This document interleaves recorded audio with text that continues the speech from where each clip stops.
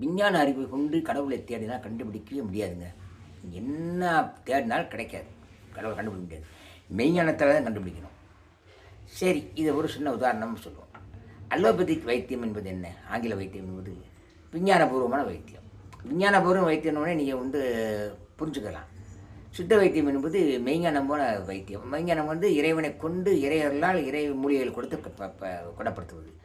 சரி, இப்போ சில நோய்களுக்கு எத்தனை நோய்கள் கண்டுபிடிக்க முடியல. அது என்ன நோய், எங்கேருந்து வந்துச்சு, இது குணமாக கண்டுபிடிக்க முடியல. அது அடிமுடி காண முடியாது. அண்ணாமலைன்னு இது கடவுளுக்கு சொல்லுவாங்க.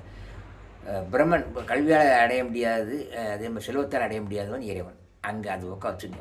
இந்த நோய்களை இப்படி விஞ்ஞான கண் கொண்டு தேடி கண்டுபிடிக்க முடியாது.